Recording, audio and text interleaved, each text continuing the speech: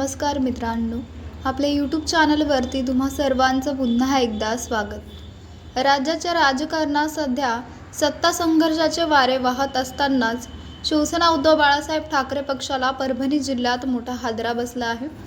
पक्षाचे माजी जिल्हा प्रमुख गंगाप्रसाद आनेराव यांना पदावरून हटवण्याच्या निर्णयाविरोधात शिवसैनिकांमध्ये तीव्र असंतोष निर्माण झाला आहे। त्यांच्या समर्थनात तब्बल 85 पदाधिकाऱ्यांनी आपल्या पदाचे सामूहिक राजीनामे दिले आहेत। या घटनेमुळे परभणी जिल्ह्याच्या राजकारणात मोठी खळबळ उडाली आहे। शिवसेना भवन येथे परभणी लोकसभा मतदारसंघाच्या संदर्भात पक्षप्रमुख उद्धव ठाकरे यांच्या उपस्थितीत एक महत्त्वाची बैठक आयोजित करण्यात आली होती। 25 एप्रिल रोजी झालेल्या या बैठकीला खासदार संजय जाधव आणि त्यांचे निकटवर्तीय मानले जाणारे जिल्हा प्रमुख गंगाप्रसाद आनेराव यांच्यासह काही जिल्हा प्रमुख आणि तालुका प्रमुख अनुपस्थित होते। या शिस्तभंगाची दखल घेत पक्ष नेतृत्वाने आनेराव यांची तडकाफडकी जिल्हा प्रमुख पदावरून उचलबांगडी केली आणि त्यांच्या जागी विष्णू मुरकुटे यांची नियुक्ती केली। गंगाप्रसाद आनेराव यांना पदावरून हटवल्याची बातमी वाऱ्यासारखी पसरताच परभणीतील निष्ठावान पदाधिकाऱ्यांनी संतापाची लाट उसळली।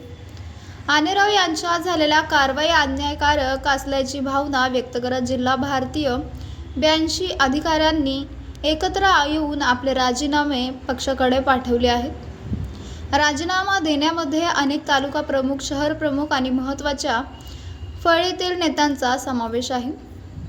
गंगाप्रसाद आनेराव हे खासदार संजय जाधव यांचे अत्यंत जवळचे मानले जातात।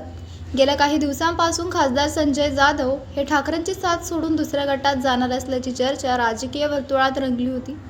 ही चर्चा थांबण्यासाठी आणि जिल्ह्यातील डॅमेज कंट्रोल करण्यासाठी उद्धव ठाकरे यांनी ही कारवाई केल्याचे बोलले जात आहे।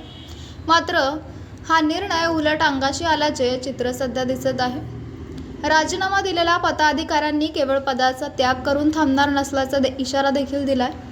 येत्या 8 दिवसात उद्धव ठाकरे यांनी आपला निर्णय मागे घेऊन गंगाप्रसाद आनेराव यांना पुन्हा सन्मानाने पद बहाल न केल्यास आम्ही पक्षाच्या प्राथमिक सदस्याचाही राजीनामा देऊ, असा आक्रमक पवित्रा या पदाधिकाऱ्यांनी घेतला आहे। तर मित्रांनो, आपल्याला काय वाटतंय? आपली प्रतिक्रिया आम्हाला कमेंट बॉक्सच्या माध्यमातून नक्कीच कळवा।